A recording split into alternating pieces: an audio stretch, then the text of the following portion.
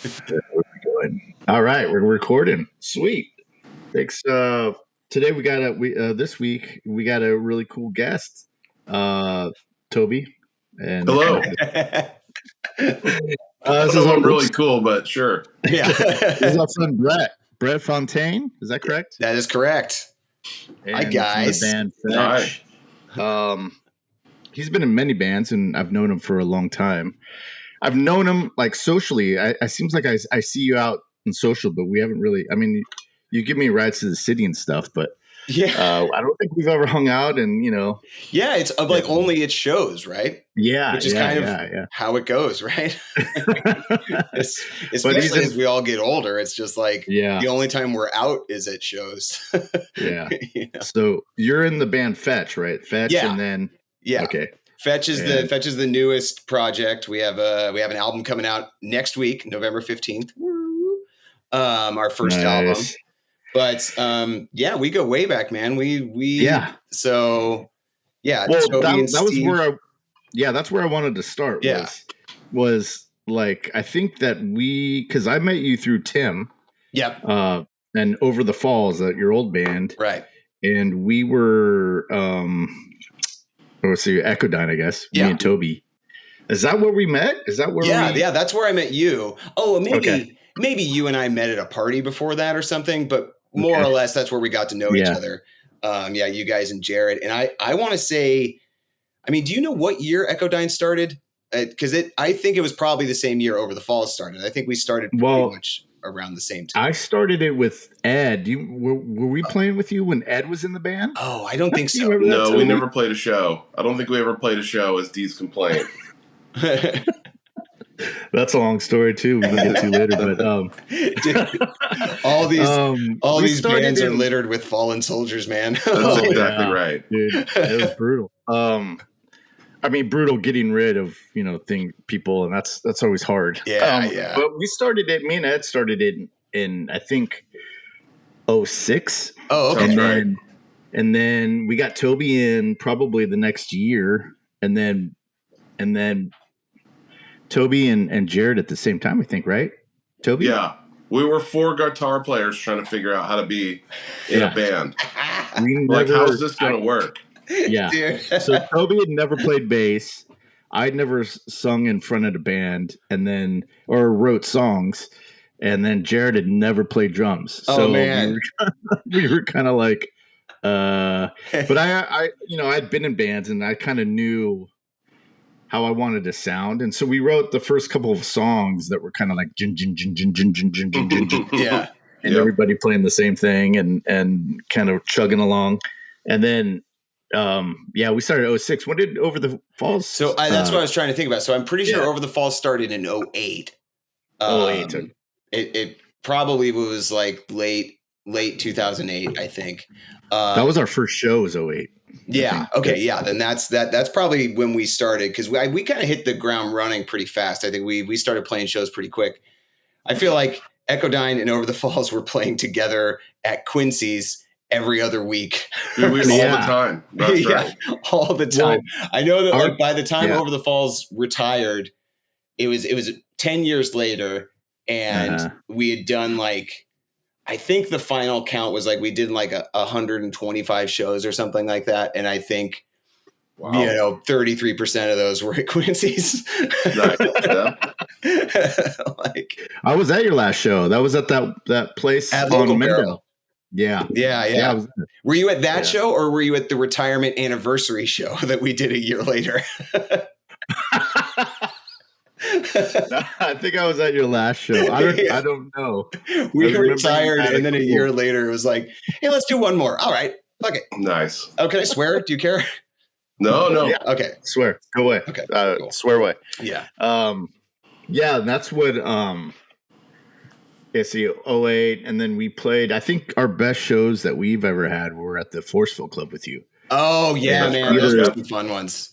Yeah, and probably Aubergine too, right? We played Aubergine. Yeah, that's right. Yeah. Did we play Aubergine? Yeah, we did, huh? Yep. Yeah, we sure did. Yeah. Jesus. But yeah, man, those were fun times. We had Over the Falls was a super fun band. We had so much fun. And the only reason we called it quits was kind of we kind of had got to a point where we were just jamming, like having more fun, just like doing band practice and getting together. And I think Ryan, the drummer, finally got to a point where he was like, like I'd kind of like to do a little bit more. Sorry, my work phone was going off. Like he's like, I kind of would like to do more than just get together on Wednesday nights and smoke weed and play the same songs over and over again. And we're like, that's fair. So the rest you guys were always good. You guys sounded like, I think in terms of local bands go, or as far as local bands go, like I think that you either, especially in this area, you either fall into like blues or heavy metal or kind of like punk. Yeah. And there wasn't any kind of, and I think for us, we didn't want to back ourselves into a corner in any of those. And I think you guys were the same way because you guys always had these elements of all those things. Yeah, we tried to. Chris started singing. I don't think it was like conscious decision, but we just never figured like one type of sound we wanted to do. We always like wanted to have like some bluesy songs. So Chris could sing with his low voice and do things. But also we were like metalheads. So we would want like aggressive songs and punk songs about silly shit. And then Tim's just ridiculous, amazing songs that Tim would write. Like it was cool. It was definitely like four guys. Cause at first it was four of us for years. Just four guys like throwing shit at the wall. Just being like, let's make it work. It all was based on riffs, right? It was just like riff rock and whatever the riff, like whatever direction it took, that's where we took the song or whatever. But we kind of like, I think prided ourselves on being like weird and different without being weird, without being without trying to be. Yeah. That was just kind of Yeah, exactly. It was great times, man. I would not be surprised if there was another anniversary show sometime, but maybe we'll do like a 10-year retirement anniversary in 2028. Let's absolutely. Yeah. The term that if anybody ever asks, because we've all got the album. You had 2 albums. Yes, Have Some. Yeah. Yes, Have Some. The Sleepy EP was the first one. The Sleepy EP was the first one. Okay. Yeah. So I've got them both, and I still listen to them to this day. Dude, that's awesome. Yeah. That's great that you still have Yes, Have Some, because you can't. I don't know. It's not on Spotify or anything. I don't know what we did that screwed up the release of that song. Or that album. But you can find the first one, the Sleepy EP, and the last one, and We'd Be Happy. Those are both on Spotify and Apple and all that stuff, but the middle one is like gone. It's no, don't lose your CDs. Right. Is the term it's very tongue in cheek. It's hilarious, and it absolutely rocks. I mean, just the title alone of Yes, Have Some is like Steve and I to this day. Will just out of nowhere, yes, have some. It's you have to know that Ghostbusters line. I know, so freaking good. Yeah. Oh god. I know, man. We really are. We patted ourselves on the back a lot. You should have absolutely. But that's the best part, man. Like being in a band where you could just be like, this idea makes me smile. And it made everyone else in the room smile. So like, cool. All right, we're going to do it. It's also too, it's also like a kind of like an in, if you know it, then it's like, oh, okay. All right. This band. Exactly. Okay. Yeah. I know. Well, and the cup of coffee on the cover too is exactly. Yeah. And if you don't know it, it's not going to make any sense. I know. Yeah. People are like, this isn't grammatically correct. No. Like, what is this? That's right. Well, I'm glad it like still sticks with you, man. I'm glad you like. Absolutely, dude. I'm still laughing about it. Like anytime I'll just be driving down the road and I'll just start giggling. I'm like, yes, have some. So that's good. Awesome.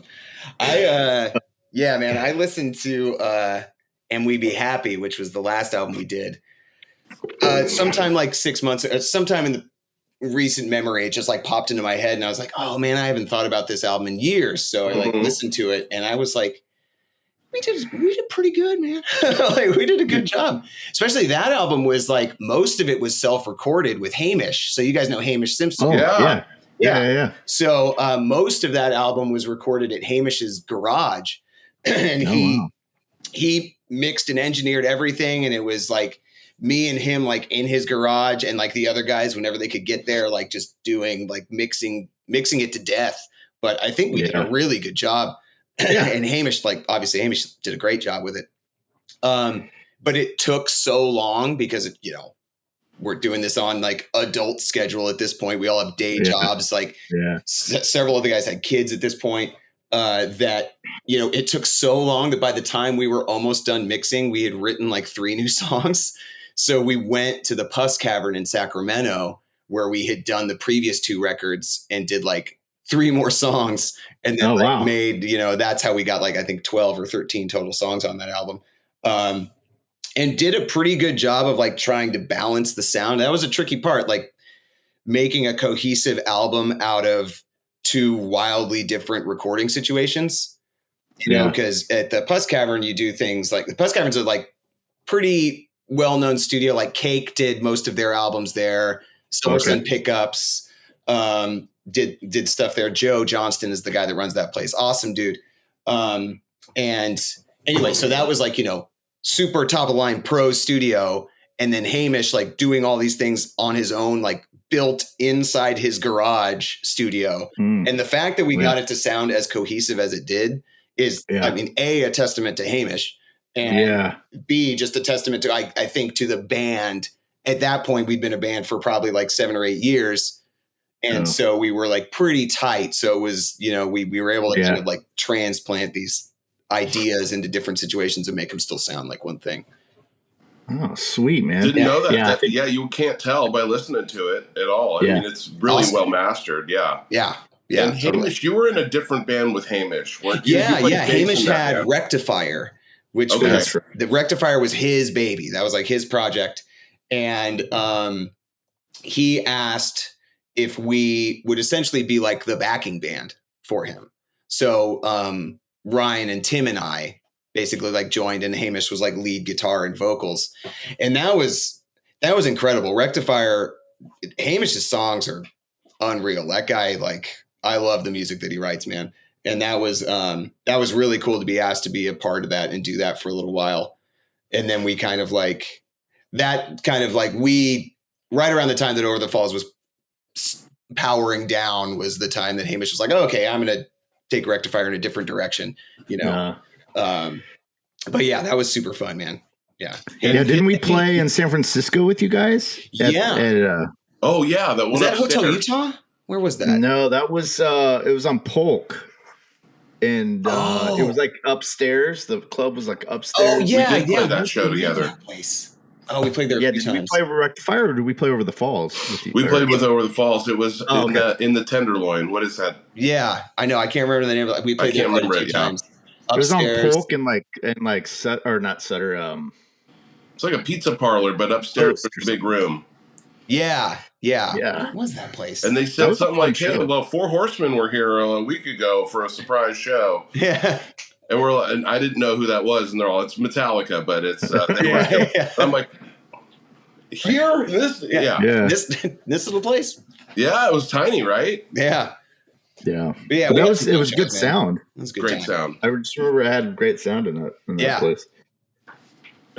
So after you went to Over the Falls, when did you get a hold of like Fetch and tell us what you're doing now musically? So basically what happened was so concurrently with Over the Falls, and before Over the Falls there was the Business End, which was the punk band the punk band that Mike Ward and Noah Smith and I had started in 2003. So predated Over the Falls by quite a few years. And we were running together at the same time for a while. We kind of had a falling out with Noah due to legal issues. Not our legal issues. So we kind of Business End kind of went quiet for a little while Over the Falls was running. And then after some time went by, like actually my soon to be, well, he is now, but at the time he wasn't yet, my brother-in-law, my wife's brother Neil had moved back into the area, and the business had kind of like started back up, but I wasn't in it because I was just too busy with other stuff at the time. Neil jumped on board, and then they were like, you should really come back. And it was like, okay. So I came back, and then after time, Noah had troubles again. so like the band kind of like, you know, called it pretty much went on like a big hiatus. And then after a couple of years, we got hooked up through Mike's friend Chris. We got hooked up with Trey Durbis, who is the at the time was the drummer for Heart Sounds, which was a band on Epitaph that was doing really well. And we convinced Trey to like come drum for us. And so Trey was our drummer for about a year. And this was like 2014. And then in about early 2015, he was like, hey, I've got a side project that we're starting to get going with Ben Murray from also from Heart Sounds. He's the guy that runs Creator Destructor Records. And he and Ryan Hansen were and Trey were forming this group of like, you know, blackened thrash metal. And he was like, would you come play bass for this? And I was like, yes, please. Like, this is a huge deal. Because that was intense to go like, you know, I basically got like the 5 demos that they'd been working on. It was like, okay, figure it out and show up. And it was like, shit. And they're just like these 2 to 3 minute, just like insane riff fests. And so I went and like tried out essentially and like got the job. And that was Wilderness Dream. That was where Wilderness Dream formed in 2015. And so it was with that was like a huge turning point in my like career music wise, because it was really like all of a sudden it was kind of like, I don't mean this in a negative light about like Over the Falls, but it was kind of like stepping up to play with some guys who were like pros. Like who were doing it for a living, more or less, you know? And so that was incredible. Like our second show was in Florida at Fest, you know? Oh, wow. Like 2 months after we had formed the band, you know? So it was just all of a sudden just like go. And so doing Wilderness Dream for a while, I obviously got close with Ryan, who was the lead guitar player. And we played for like 4 years before the band kind of finally fell apart. And over those 4 years, they had this old like melodic death metal band called Light the City that had some like big success and then kind of had broken up. And that's when they formed Heart Sounds. And then Light the City had gotten back together and was having success again. And they asked me to do some tours with them. And so after doing those tours and all the Wilderness Dream tours we had done together over the years, Trey and Ryan and I had gotten really close. So fast forward to basically summer 2023, I guess. Neil from the business end and Trey and I had written a lot of songs for the business end that were kind of going in a different direction. We kind of were not feeling the pop punk thing that the business end always was. We were like, let's play something a little more like interesting, more like what we wanted to do at the time. And that kind of coincided with Mike from the business end kind of getting to a point where he wanted to go try something new, like career wise, and move to LA. And so we all kind of amicably shut the band down. And the business end still exists. It's just, if we're ever going to be in the same place, we will play a show. It's just, you know, right now it's just quiet. And so we said to Mike, like, hey, these songs that Neil and I wrote and that Trey helped us figure out, do you mind if we like do something else with these? And he was like, of course. So the first idea was to call Ryan from Light the City and Wilderness Dream and Glacier Eater also, which is another thing I'll talk about. And so the great name. The moment we got Ryan on Glacier Eater, I love it. I'm writing all these down, dude. I gotta. Light the City sounds cool. Light the City is rad. Yeah, okay. Wilderness Dream was sick. Like we had 2 EPs and they fucking rip, man. I am not shy about saying that band was the shit. Right on. Good. In there for a second, because I think Oh, you touch upon, I think, what a lot of musicians kind of, or at least I did, and sometimes they struggle with that step up, because you're playing with your buddies and you're playing with, you're big in the scene or whatever it is.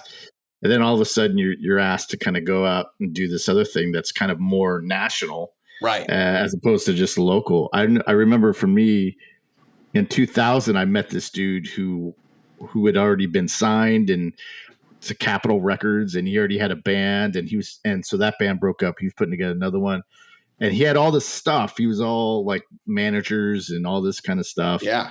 And he was like, "Hey man, come play with me and play this." And at the time I didn't know what I didn't know. So it was kind of like, how did you deal with that? Is that a mind fuck, or is that? It was a big mind fuck, man. It also did not help that the very first practice I went to with them, we like smoked a monster joint, and I got so in my own head that and I'd been a guy that like was smoking weed all the time, and like playing stoned and not giving a shit.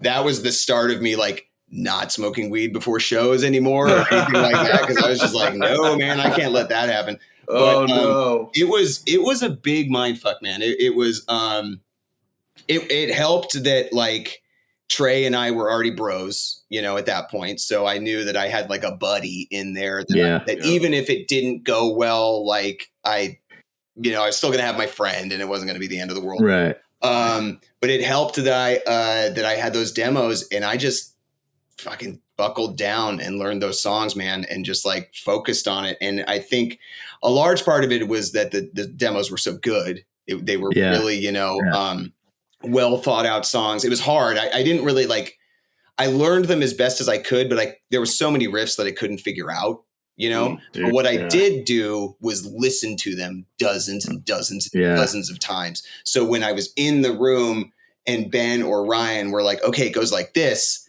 it was, my brain knew what was supposed to happen. It was just teaching my fingers what to do. Right.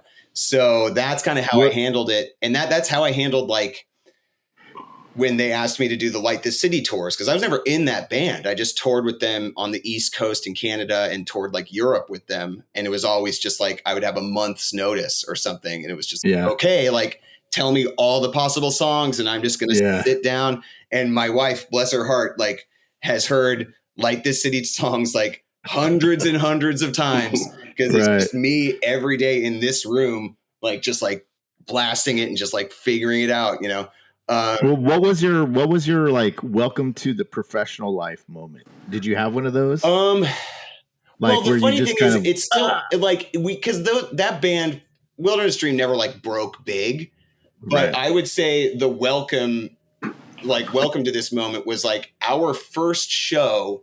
We opened up for some metal band, Belphegor, I think it was.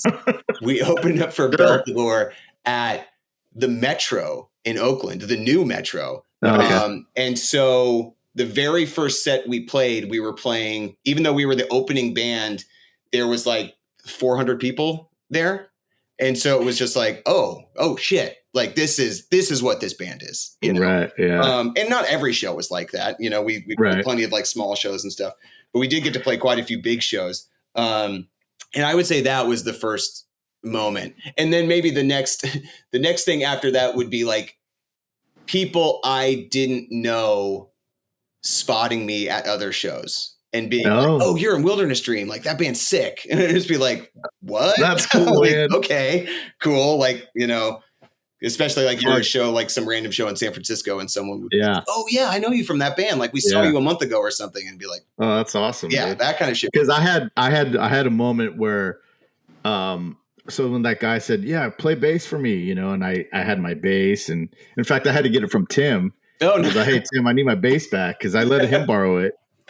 And which bass was that? I got my bass, and we were practicing because we were having some shows in LA, and we'd have to go down to LA and have we played 2 showcases and stuff. And I remember I didn't practice one day out of the week, and we practiced on Wednesdays, and so we went on Wednesday and we were playing, and after practice, the guy goes, you didn't practice this week, did you?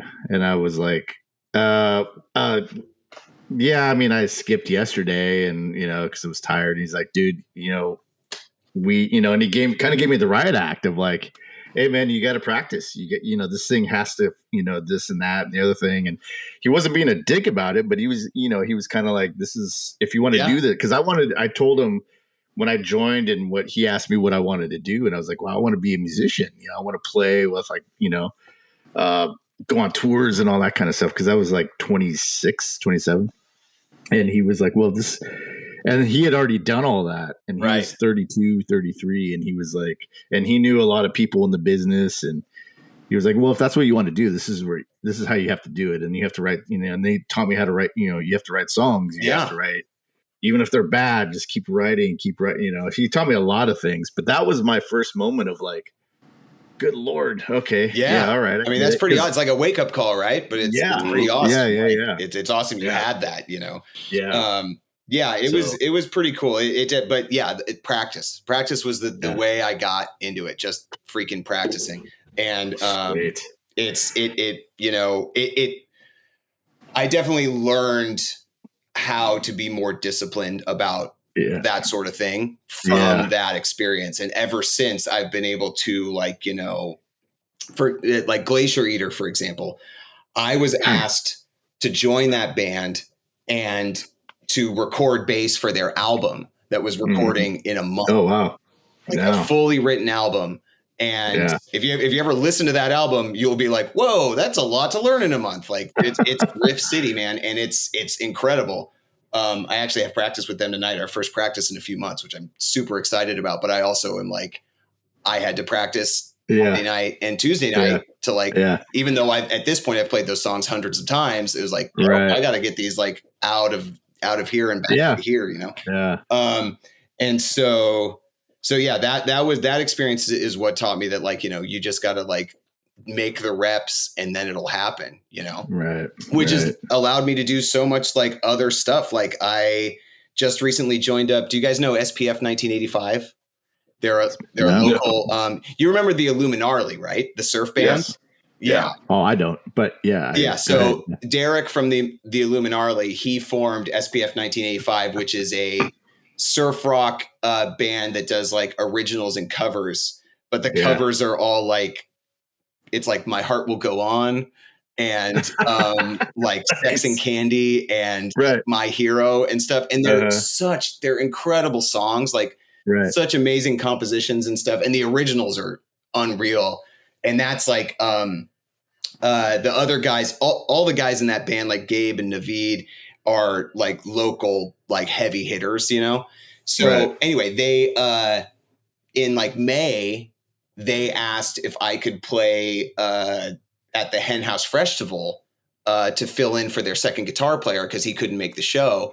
And it was like, holy crap. I had a lot of other music stuff going on. It was about to happen in the summer. And I was like, oh my God, I have to learn like an hour plus of music. Like, and it was basically like, you're going to more or less have to learn this on your own.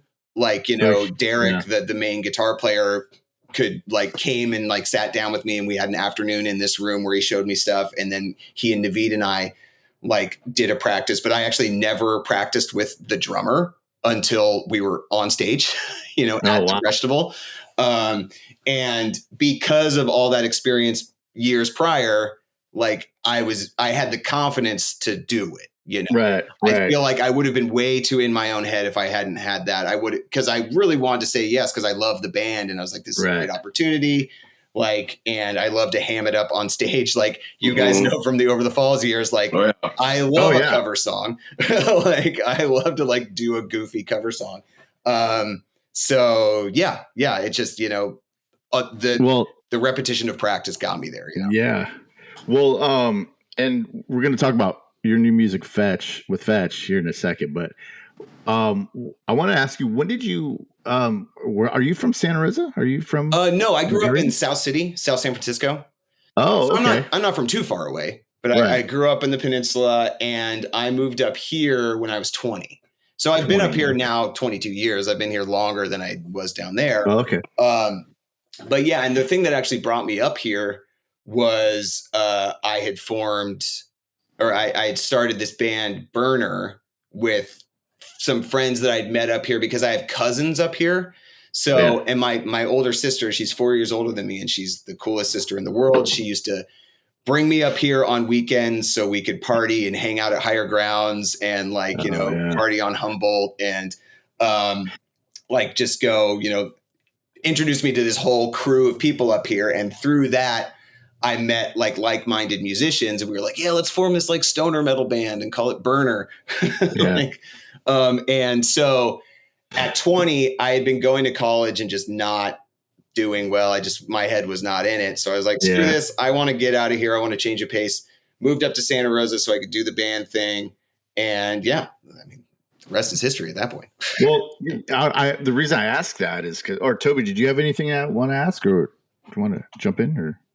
And I feel like I'm just talking over everything. No, go for it. No, you're fine.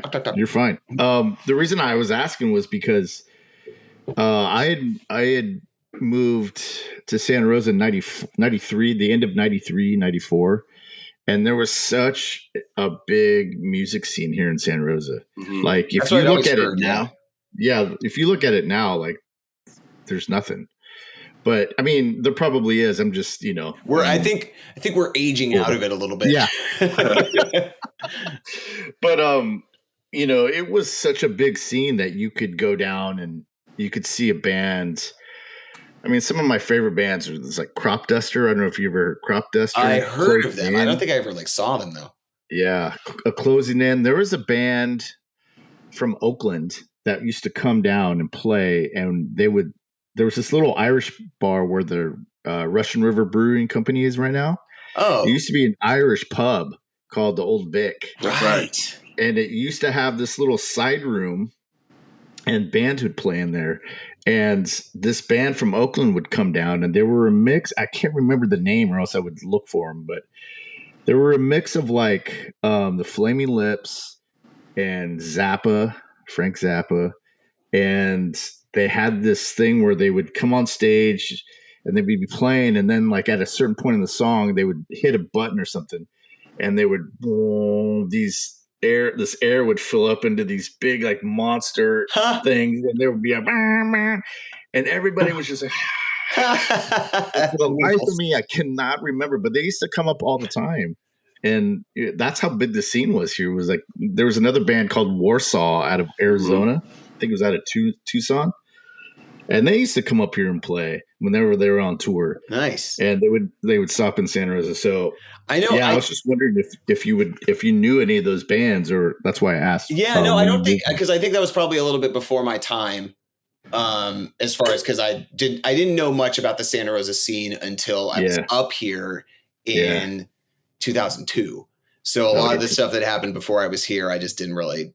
Yeah, I had moved to the city by then. I think that actually I was in that band. I forget what we called ourselves, but yeah, I was in that band.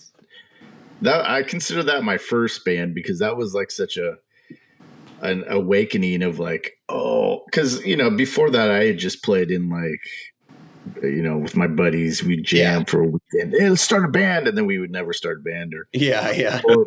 And then I started this. Then this guy that was a friend of my cousin's that went to Chico State, he was like, "You should." My cousin kept going, "You should play with this guy. You should play with this guy." And so I was like, "All right." So we got connected, and we're in this band. And all of a sudden, I'm in this band. This is like '98. I just remember the Yankees were playing the Padres in the World Series, and I was in this band with all of these guys, and one of them was the drummer was from the band that I loved, which was Closing In.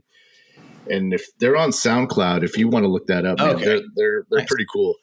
But he was in the band, and it was the friend that I knew, and then this other guy, and I was like I was like the weak link of the chain, because I was so intimidated. I had to buy an amp because I just never been in this situation, and I got the same thing from the bass player. At some point, they were just like, "Nah, all right, later." But for that, like, I think it was about a week, or no, 4 weeks, about a month, that I was in there, and I was just like, just not knowing what I'm doing, and just intimidating.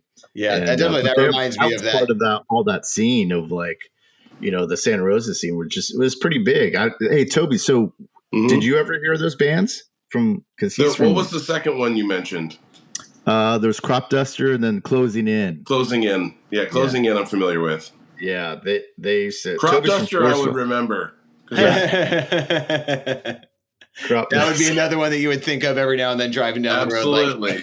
Absolutely. Weren't you? You were in 28 If too, weren't you? That's what it was. That was what we called ourselves. 28 If. That was the band in San Francisco. Oh, nice. And okay. It was he had got the name from the license plate of the Volkswagen Bug on the cover of Abbey Road. It's like 28 If, and so that's what we call ourselves. And that wasn't he from like Bad Radio too? Was he had played with Eddie Vedder at some point? Yeah, he was in Eddie Vedder's band before the band right before Pearl Jam. Nice. And so he would have me over his house, and he knew I was a big. That's how we were both working at the Virgin Mega store, and we had both started within like a month of each other, and it was like a closing shift at midnight, 1 o'clock, whatever it was, and we had to sit outside the counting room and wait. And he saw I had like a Pearl Jam shirt, I think, or something. I can't remember, but he's like, "Hey, you like Pearl Jam, huh?" And I was like, "Yeah." And I was expecting him to give me some shit about it. Yeah. Like he kind of smiled and he goes, "Oh man," he goes, "You ever hear Bad Radio?" And I'm like, "Of course, yeah, that was Eddie's band before Pearl Jam." He's like, "Well, I was the bass player in that band," and I was like, "Nah, yeah." And we went back to his house and he showed me all these pictures and these tape recordings and VHS recordings and letters and just all pictures. Awesome. And since he was the one that had the car, he would drive Eddie and his girlfriend around all San Diego. They would just drive around and listen to music all the time. And I was just blown away, man. Yeah, that's cool. So, yeah. So anyways, yeah. But yeah, so back to the Santa Rosa thing. I didn't, I do think that the scene kind of crapped out for a little while as far as like bands that were making like big influence. But then again, I mean, like, I don't know, Ceremony is a pretty freaking influential band, and they came from out of here and not, late aughts, right? You remember Schizo? Oh, yeah. Mm-hmm. Dude. So I went to Tim had like a little like sort of like very impromptu like little birthday get together at Cooperage Brewing in August. He had like been out of town and they came back into town and called us and just, it was basically just us that went and met him. And Schizo was playing that night. And I went up to Lance. I was like, with dude, Lance? You're still doing this? And he was like, yeah, man, I'm still at it. I went to school with that guy. Really? Oh my God. Yeah, he comes from Hillsburg. Yeah. I don't think he's doing the vomiting thing anymore. Yeah. Like he stopped that. He stopped that a while ago. 90s. Yeah, in the late 90s, I think, because he was doing it in the 2000s because I played a lot of shows with Schizo. Bernard, because I remember before Over the Falls, played a lot of shows with Schizo. Wow, because I remember he had to have stopped for a bit because I remember seeing him. I was working he had like a Wolf Coffee with his like esophagus, and he was like, "Oh, I can't do that anymore," because I would see him in Santa Rosa all the time when I moved to Santa Rosa. But I guess he started. So Schizo was actually opening for Electric Funeral, which is his Black Sabbath cover band. So they were like the two bands for the night at Cooperage. But full disclosure, I did not stick around for the bands. I gotta. Oh man, if I see that guy, I gotta say hi to him. He probably won't remember. It was great to see him, man. It was really cool to see him. Yeah, we used to play a ton of shows together. Did you guys ever play at Jesse Jean's Coffee Beans? It was where was that at? Right across the street from the college, from the JC. Where like basically right where Chick-fil-A is now. Okay. Like next to it. Oh, wait. Like where Wolf Coffee used to be? I think so. Next to the laundromat. Basically where Brotherhood is now. Okay. Where the Brotherhood board shop is now, like next to that. They it was a sketchy place run by I saw Eric Lindell. I saw Eric Lindell there play there. Nice. There you go. Yeah. So but the cool thing about that place is they would just put on shows. Yeah. And so that was like Burner played there a ton. That was where I first played with like Dos Gringos, which were like Sebastopol kids that Neil, who's my brother-in-law, who I talked about earlier, and Neil from Fetch, was in Dos Gringos, and so is Gabe Katz from Weird Mood, one of the other bands I'm in, and Gabe Katz is in 100 bands. Gabe Katz is one of the best freaking drummers ever, and guitar player, an incredible musician. But yeah, those guys were like 16 and I was like 18, you know, like we were doing our like shows, and Burner would play with Schizo there all the time. And he would get the tarp out, and there was like the chick that he would puke on, and it was just like, oh my God. Like, wow, this is a thing. People like it. But anyway, I think the scene, I think that the scene probably struggled for a while, kind of like around the time that we were playing, like Over the Falls and Echodyne. We were we're trying to make something happen. But I do think, I definitely think there's a lot of good bands around here right now. Like Nice World is really great. And I mean, SPF 1985 is an awesome band. And gosh, who else? Redwood, who we just played with a couple weeks ago. They kick ass. There's lots of good bands around here, but I think it's probably more having to do with the way the like quote unquote music industry is now. Things are everything is so fractured and different that it's like, what even is really a scene? Like can you really maintain a scene? I know for sure that there's like regions that have great thriving scenes, of course, especially cities, but smaller towns, like Santa Rosa, it's probably hard to kind of like keep things going. But I know, for example, Gabe Katz, you know, does his like unnamed music festival at the Arlene Francis Center like every 6 months or so, and pulls like 20 or so pretty much local bands. And it is like usually an incredible display of talent, you know? Yeah. Like, do you guys know Grapefruit Moon? They're kind of like an R&B-ish type band. Wow. And they're incredible. They're so good. It's always, so there's lots of really talented musicians around here still doing it, but it's like, you know, where do you go to see the show? You know, do you go to our exactly. Well, I mean, I think because you have the JC, the junior college, right, which used to be really good. I don't know if it is or not. I think it's highly well regarded junior college. Then about like 5-10 miles away, you have Sonoma State. So I mean, you have all these. You know, it's like it's there for the picking. You know, totally. I feel like a lot of because there used to be Magnolias. Remember That's right. Toby would remember in Railroad Square, like right across from the Omelet Express. Yep. Oh, okay. On that corner across the street, that corner, there used to be this club called Magnolias, and like Quiet Riot would play there. Yep. Twisted Sister, like big bands would come and play there, and that shut down, I think, in like the mid 90s, and then after that, the old Vic shut down. And then the Moonlight. Do you remember the Moonlight? Was the Moonlight here? I don't think. I think I was here after that.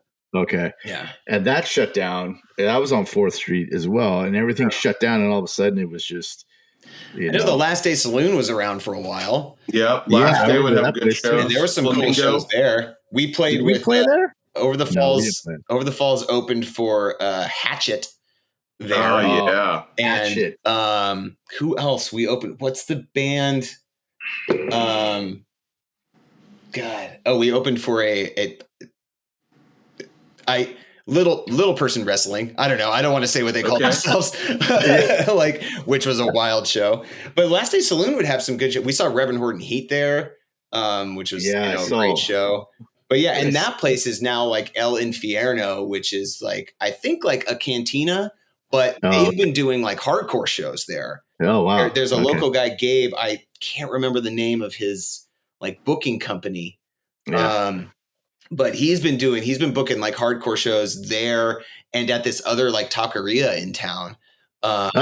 And those have been apparently like going off, which is great. I think there's a pretty good like hardcore scene around here right now. But I'm not really plugged into it, so I can't speak to it. But from what I could tell from the edges, though, like the shows are going really well. Hardcore in the Bay Area, I think, is having a pretty big resurgence. You know, sweet. Trey, the drummer, Trey Durbis, is in this newish hardcore band called Bite the Hand.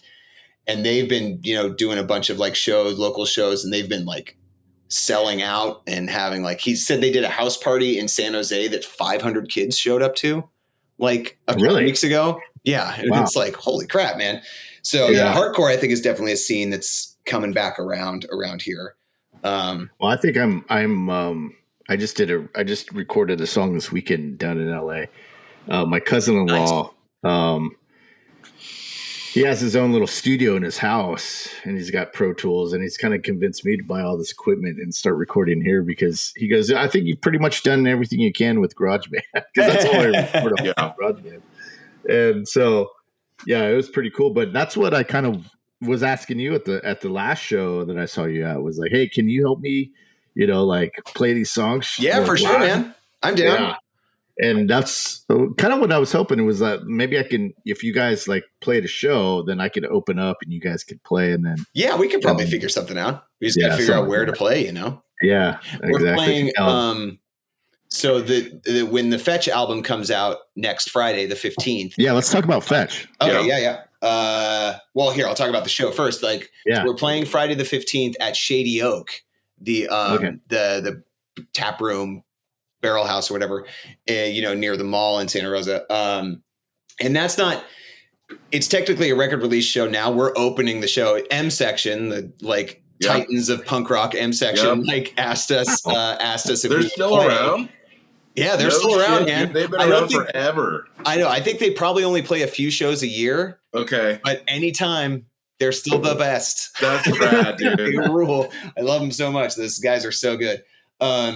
They asked us if we would open this show, and we were like, yeah, sure. Do you mind if we picked November as when we were putting the album out? So we were like, do you mind if we call this a record release show, even though we're the opener? And they're like, yeah, that's great. So yeah, Shady Oak is a place to play, which is a super fun place with a lot of room and a big stage, but it's also a big warehouse. So it sounds, you don't need to bring a reverb pedal, that's for sure. It just kind of goes in there. But anyway, yeah. So Fetch. So we what is that? When is that show? November 15th. November 15th. Yeah, and it starts at 7:30. So we're playing at 7:30, and then I think 11 Teen, Guns for Sick Children, and M Section are the other band on the bill. Who's the middle one? Guns for Sick Children. Guns? Okay. Yeah. I think they're relatively new. I know one of those guys, Jake, and they're pretty rad. They're going to be fun. Uh-huh. Yeah. Sweet. Cool. And they are they're a nonprofit organization, are they? Yeah. They collect guns. And then they go to St. Jude's. They just try. So how long did it take for you to record this album? So we kind of so like I had said, we had more or less written the 6 songs, because it's I guess it's technically an EP, but it's also 27 minutes long, so we're calling it an album. So it's we had more or less written the six songs and had them demoed when we brought Ryan into the fold and kind of changed the direction. And he, his influence and his incredible guitar playing and also just musical knowledge and his ability to sing harmonies and stuff kind of helped us change the songs and shape them into a new thing. And that was, I want to say, we probably first jammed in July of 2023, maybe even August. And we played our first show in October. And it went really well. We got a great reception. We opened one of those, the fests I was talking about at the Unnamed Music Fest. I was there. I think I was there. Yeah. And had a bunch of friends come out and got the reaction from friends that were like, oh, this is really good. We were like, oh, cool, thanks. That's good. I like that. So we played one more show, but we had a deadline, which was Neil and his wife were having twins in January. So this was October, we played the first show, and then we picked up another one in November. And we were like, oh, we need to bottle this momentum right now. So we lucked out in the sense that Neil's and my wife's uncle, Bill Gibson, he's the drummer of Huey Lewis and the News.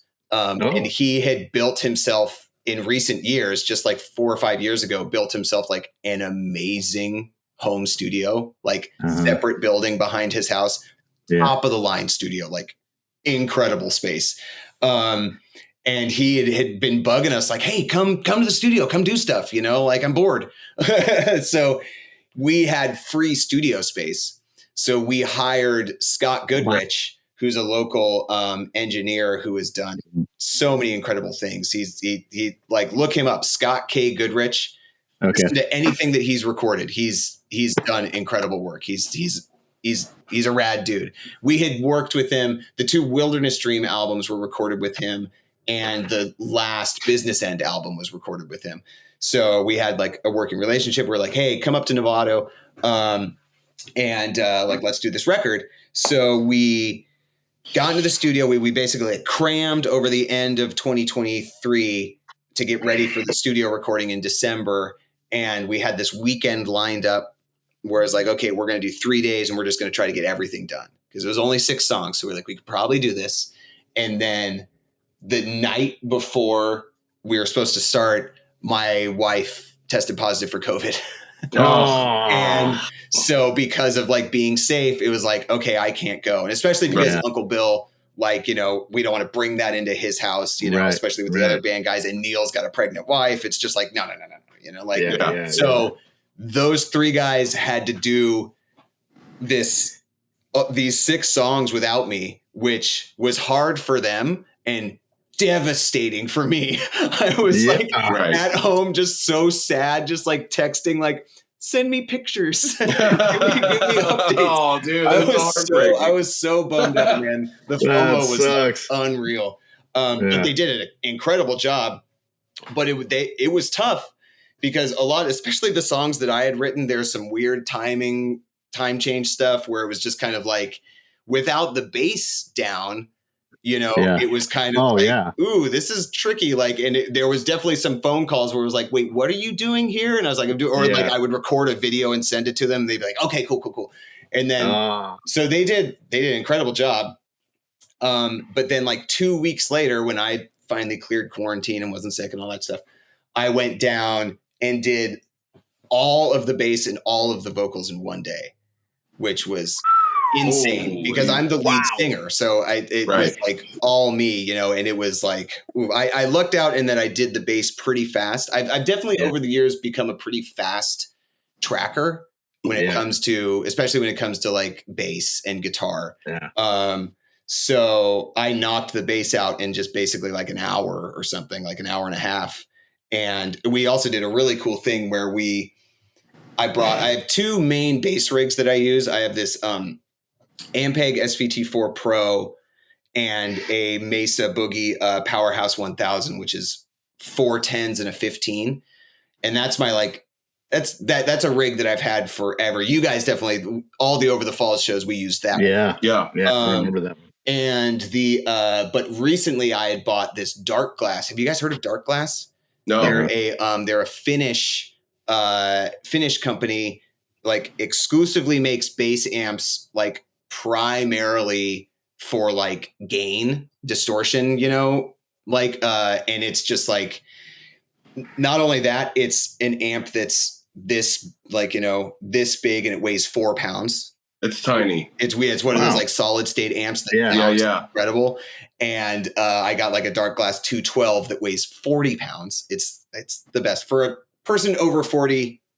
The technological revolution in music is the best. Like, my back does not hurt nearly as much as it did lugging around on rack. So anyway, doing the recording, we set both of those rigs up and like dialed them in for 2 different, like, use the Ampeg for a fat, clean tone and use the Dark Glass for my like gritty tone. And we also had a, DI, of course, and a Sans amp. And so basically I had like 4 bass inputs. And the way we sped things up was I just recorded directly into the board, did the bass like directly into the board. Right. And then in between doing vocal takes, we would just run it into the amps and record it, into the amps like live, so I could get like 5 minutes of vocal rest and then do the next like vocal song or whatever. Right. So that's how we were able to do it all in one day. Damn. Wow. But anyway, so that was all like end of December, like that's finally done. And then like the twins are coming. So it's like, okay, like, you know, we did the recording. We took our sweet time mixing it because Scott, we paid Scott up front and he was like, take all the time you need. Like, take as long as you want. I don't care. It's no, you know, because he was mixing at home at that point. So we basically, I think we took till like May to really finalize it. Because it also kind of, I think, did a good job with the mixing. You like take a month off, don't listen to it, and then come back to it a month later and be like, oh, like I never heard this before. Like this maybe should have turned up or it turned down or whatever.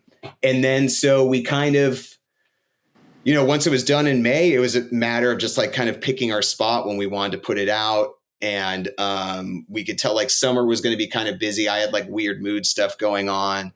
And it like guys had like work stuff, and Neil obviously like Neil's like, I'm not going to be able to play shows for at least 6 months until my kiddos are, you know, a little bit more, you know, I don't want to be leaving the house for, you know, fun band nights and stuff. So we basically waited till late summer to kind of start putting stuff out. And I think we put the first song, Flask Manager, we put that out in late July, and then basically did another song 6 weeks later. And then, you know, the most recent song we put out was a few weeks ago. That was The River. That's the like title track.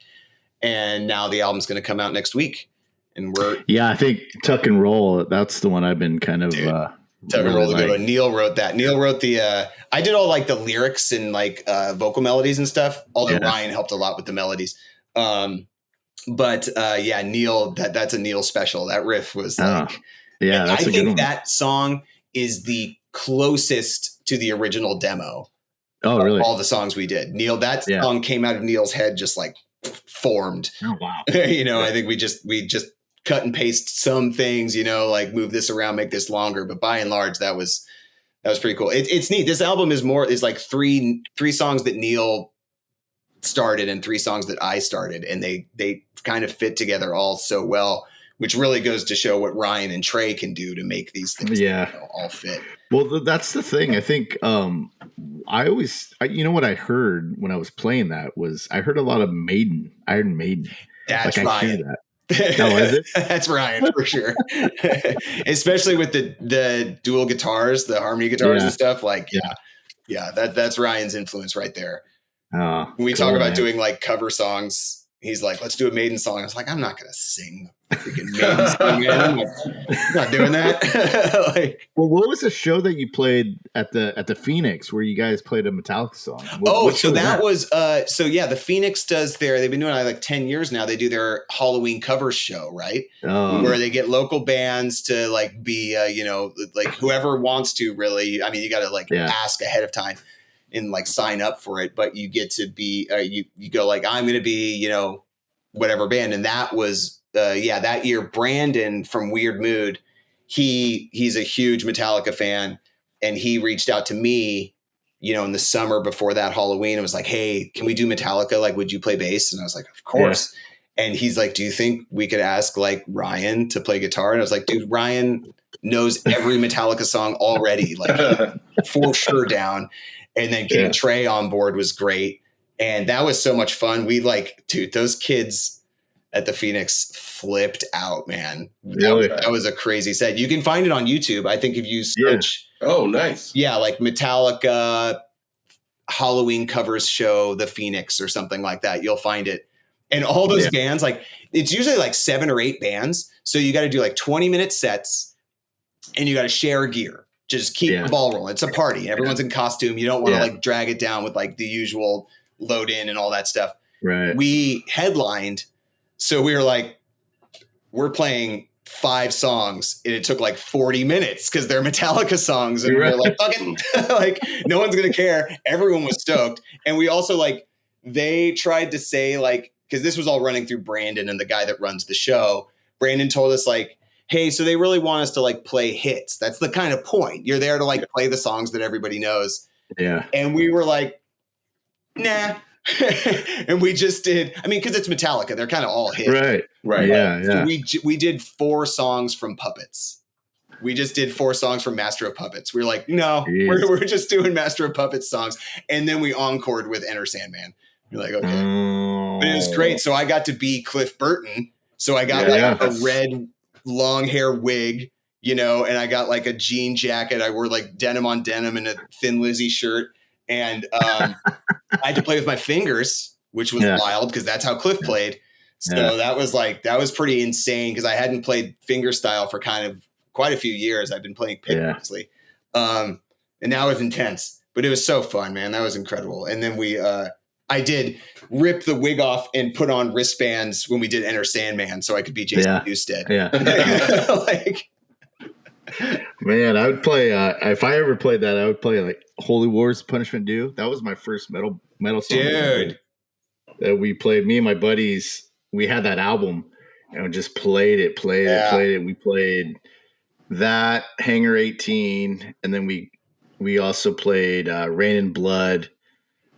And doing Megadeth would be sick. Yeah, it's fun. I was trying to play it on my bass the other day. I don't know how I did that. Those guys, 15 those guys are way too good. The year before, me and the Weird Mood guys did No Effects, and that was sick. And that video on YouTube, same thing, like No Effects Halloween cover show, The Phoenix. You can find it. That video has like 20 or 25,000 views or something. Is it really? We're like, what the hell? I think it's because No Effects recently retired, right? And they've been doing this 2-year long, 40 shows in 40 cities kind of thing, 40th anniversary. So I think probably the algorithm boosted us just because they were doing that. But also, it was really good. We did it. Yeah. We did a killer job. I didn't really sound. I don't have the same voice as Fat Mike, so I didn't sound like him. But I think we did a pretty good job of like getting the band right and doing stupid shit. Those shows are so much fun. Yeah, dude, I want to do a show like that. That's fun. Yeah, they're really fun, man. We've got some good ideas that I don't think people have done yet. Like I'd love to do Queens of the Stone Age or or Faith No More. Faith No More would be one that would be pretty damn fun. So yeah, hopefully one of these years we'll get back into it. Well, hey, Tobe, so do you have anything you want to ask or anything you want to add? I was gonna ask Bret about, and you probably already answered this. You when you're recording, like you had to do this, you had to track your parts for the EP. Do you prefer to play live when you're recording, regardless of the band that you're in, or does it matter what style of music that you're playing and what are your thoughts on that? Do you prefer to play all live in a big room and record the whole thing? You mean like playing together as a band? Yeah. I don't really have one preference over the other. Most of the time lately, it's been, one at a time. But what we tend to do is do scratch tracks of all the instruments while we're tracking the drums. So we are kind of playing live, but really all we're focusing on is the drums. That would say that's the way I've done it, 9 out of the last 10 recordings. This Fetch one excluded because, I couldn't be there that day. Although the Weird Mood recordings are also a little their own new things. But I prefer, what I would prefer at least is to all be there. So at least we can do, like I was saying, do a scratch stuff together. With bass, especially with Pro Tools or Logic or whatever you're using, it's particularly like you can still save time because some albums I've done, like, I was doing scratch bass while we were focusing on the drums, but we were also keeping those bass takes, and you just take notes like, hey, the drums might've been good for take 2, but the bass was really good on take 3. So let's just use take 3 of the bass. Cause usually we're playing to like a click, so we can use different takes if we need to. So that's a great way to save time and still like kind of get like a live feel to it, but I would say I being able to play as a band and recording live is pretty fun, but it's way more pressure, to do it that way. You got to be like nails. Like there's a band, some buddies of mine, they're in a band called Gygax, who are like a D&D themed Thin Lizzy band, like essentially. Like all the songs are about D&D stuff, but they sound like Thin Lizzy. They're an incredible band, and they did their second album live, like not at a show, but they did it all. Actually, Scott Goodrich, the same guy, recorded it, and it was a big undertaking for them to do it. And you listen to that album, first off, you can hear it. You can hear how they're breathing together, you know, like the pocket will move, but it moves like all together. And when you know that and you're aware of that, it's so impressive because their guitar work and drums and bass are all really intricate and really, because it's all like Thin Lizzy style stuff. So just riffs on riffs. And it's pretty like, it's really impressive when you're a band and you can pull that off. But it's exponential amount of pressure, because what if you're the one guy that fucks up the take, you know? It's just like, oh God, you know, like, you know, and maybe you can do it now. If you're in a big enough studio, you can do it live where everyone's isolated, and if you fuck up a take, it doesn't matter. You can go back and do your take and it doesn't fuck up anyone else's. But if you're all in the room together, it's like, nope, you got to hit the right notes. Otherwise that's going to show, that sour note's going to show up on the guitar tracks, you know? So it's like the Beatles, man. The Beatles, when they would record, it was like, they had to do it all in one room, and then they would go do overdubs after that. Yeah. And I mean, like, so much music has been recorded like that. And also music shouldn't necessarily be perfect. So you can get in your own way by doing things separately and just doing take after take after take to nail it. It's like, no, you kind of lose something if you try that. So it is a balance, but I would say the one thing that I really prefer is just everybody being there, even if we're not all recording at the same moment. Because, you know, like when I did the Glacier Eater album, they had all recorded by the time that we did bass last, you know, and that was like a little bit weird, but they knew the song so well that they recorded excellently before the bass was there anyway. And it was, you know, it was fine because they were all still in the control room with me when I was doing the bass. So they would be like, oh, that was really good. Or like, try that again, you know. It makes things faster, I think. Faster and easier to have your guys with you there, assuming you're all on the same page and you're not going to snipe at one another for, you know, perfectionism or anything like that. Yeah. You answered my next question, which is if you're going last, you're sitting in with the engineer, tooling around, noodling with your bass that's not plugged into anything. It gives you a little bit more time to practice before you're going to record. I mean, we all get nervous when we go in there and the engineer's looking at you through the window. Yeah. And you're like, thought I knew these songs and my mind just went completely blank. Yeah. And that harkens back to what I said earlier about learning that like repetitive, like excessive practice before I need to do anything. Yeah. That's what gets me through now, being able to do these like shows or these recordings. Like I said, I did the Fetch album in like an hour or an hour and a half, which is, I mean, it's only 30 minutes, 27 minutes of music, but that's like multiple takes just for safety and stuff. Like, I feel like we probably used my first take on most of those songs especially because I had 2 extra weeks to practice because I was sitting alone like in my room, just like, well, I'm just going to play these over and over again. But yeah, it's definitely like, it can be nerve wracking being in the studio for sure. But fortunately, I think I've done it enough now that it's like a little bit, like it's not as intense, you know, still get nerves before a show, but recording not as much. Well, when me and Toby would play, I mean, Toby was a natural. Toby, I would just be like, Toby, we're going to learn a song. And then Toby would be like, all right. And we would show up at rehearsal and you'd have it all memorized. Well, I don't do, you know, when you don't know that you can't do it, there's a lot of stuff that you can do, you know? Yep. Right. Yeah. Right. That's a great way to look at it. That was the beauty, I think, of in Echodyne. We always had, there was always like this external drama that we're dealing with. But when we would always play, it would always just be like, okay, this is why we're doing this, you know? Yeah. And you brought that, hey, you didn't practice this week mentality into our band, our rehearsals. And I'd be like, I did. You could tell. He could tell immediately because. So it's funny that you mentioned that earlier today because I'm all, I remember those.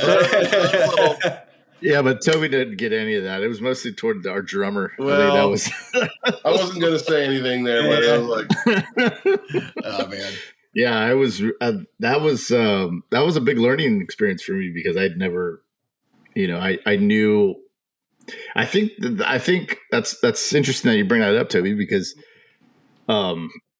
it's that thing of when I went down, we did a demo down in Burbank in like 2001, and the engineer guy that was doing our demo, he was a known guy. He'd engineered a bunch of albums in the 80s and stuff. And he was like, "Oh, I have this band coming by." And this band just showed up and was like, "Hey man, hey Mike, how you doing?" And they were talking for a while. And then they left. And Mike Blum, that was the guy. He was like, "Hey, oh yeah, I'm gonna get these guys. I just recorded them. I'm gonna put them on the show, The Wire. Have you guys ever heard of that?" And I was like, "I think so. It's HBO, right?" But then he showed us. He's, "Oh, you guys want to hear?" And he played it, and it wasn't anything like. I mean, it sounded like a high school band to me, and it made me realize, oh, okay, it's not so much about talent as it is about kind of, being at the right place at the right time or knowing somebody. And so I think when in Echodyne, I didn't know how to do it. I didn't know how to explain it, but it was like, it's not as far away as I thought.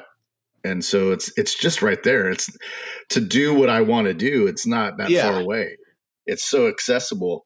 And all we have to do is kind of do this, this, and this. And it's not going to be easy, and that's kind of why I was such a workhorse, was because I was like, we could get a band and we could go down to LA. I know some people and we could do this and we could do that. And, it just wasn't, it was kind of like, me and Toby, I think we're more on the same page a lot of the times. And it was like, that was just my message was like, let's go, I know it can be tough when like if not everybody is on the same like energy wavelength. Yeah. Because it's really I am well aware that I'm really lucky to have landed in a lot of bands where I was on the same. We were all on the same wavelength, and we all put in enough reps so that we can have fun.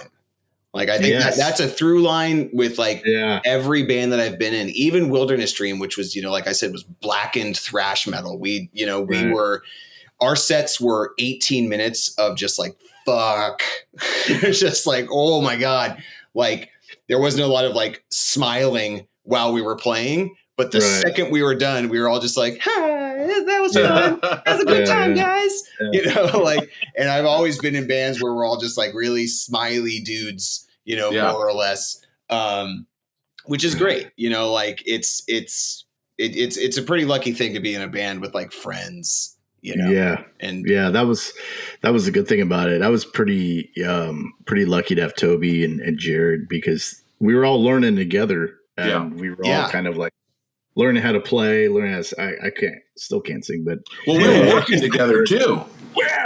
And it was just fun. It was fun to do that with your buddies, Yeah, totally, man. That's why I keep doing it, man. Keeps me sane, man. Like, well, hey, thanks for coming on, Bret. Thanks for really asking me. This was great. We didn't even get to talk about the thing. Oh, that's right. Oh, no. You liked the thing. You liked our podcast. I listened to the whole episode about the thing. I don't want to take too much longer because your thoughts. Your thoughts. My drummer's been texting me because like we got to go down to Oakland for glacier practice. But I saw the thing for the first time 3 weeks ago. What? So it's wild. I'd seen bits and pieces on TV through the years, like you can't avoid it. And so, but Megan and I were like looking for a movie to watch like over the course of a weekend. And we, one night, like Saturday night, I was like, oh my God, I found it on Amazon or whatever. I was like, I've always wanted to watch this. Have you ever seen this? And she was like, no. And she's pretty skeptical about it. I was like, come on, it's John Carpenter. It's going to be great. And holy shit, that movie rules. It's definitely, it shows its age in some ways, more in like the pacing. It feels like the pacing it feels very much like an 80s movie. I don't think the special effects, like, they look, they show their age too, but they're so well done and so outlandish. Like the freaking when he does the defibrillator and the chest opens up as a mouth and just like bites his arms off. It's like, what the fuck just happened? Dude, right? Yeah, and that's definitely a movie that I've been thinking about ever since. So it's so great to listen to your podcast about it because you guys also, and I assume everyone is like, you can watch it like Toby was saying, you could watch it 100 times, and every time when it's done, you'll be like, "Ooh, was this actually what happened?" Yeah, a great freaking movie. Yeah, you have to check out the Silver Bullet episode too. We have a lot of fun on that. Oh, nice, awesome. That's some crazy fun on that one. That same weekend we watched Sicario, which is a movie that I've never seen. Have you guys both seen that? Yeah. Also an amazing movie. Holy crap. With Denis Villeneuve. Yeah. That guy, like, cause we love the Dune movies. Yeah. And we actually didn't know when we picked it, and we didn't realize it was him until like the credits rolled, and it was like, oh, no shit. That would explain some of those, like the scenes at the end of that when they do like the raid in the tunnel. Some of the coolest cinematography ever, man. Yeah. Well, Steve and I talked about this when we were talking ahead of time. Like, we should do a movie podcast with Tim. Let's get Tim on board and do a chat about something, because Tim would love to do that. Maybe we can dude. Figure I think he has like every other Friday off, and I don't know which Friday he has off. So I think the last time I saw him was probably about a year ago. Yeah. Tim will make it work. We'll make it work. Yeah. But thanks for coming on, man. And totally. Thanks for having me. Yeah. Thanks, Bret. Yeah. So check out, look for Fetch next week, November 15th. We'll be at Shady Oak, but the album comes out. It'll be on all the streamers and stuff. And we have a Bandcamp. It's fetchmusic.bandcamp.com. And if you're finding us on the streamers, it's stylized all lowercase because there's a million Fetch bands out there. And we thought about changing it. We were like, no, we like it. Like, as my wife said, it's a dog whistle for millennials. It's just like, you are totally right about that. But yeah, and we have we have t-shirts and coffee. We have I saw that coffee. Which is really good. It's brewed by or roasted by Sunshine out in Forestville. And we're trying to make Fetch happen, man. Cool, man. Yes. All right. Well, cool, man. And so thanks again, Bret and Toby. Thank you for joining us. That was awesome. Awesome. And we'll see you again next week. All right. Thank you. Good to see you, dudes. You too.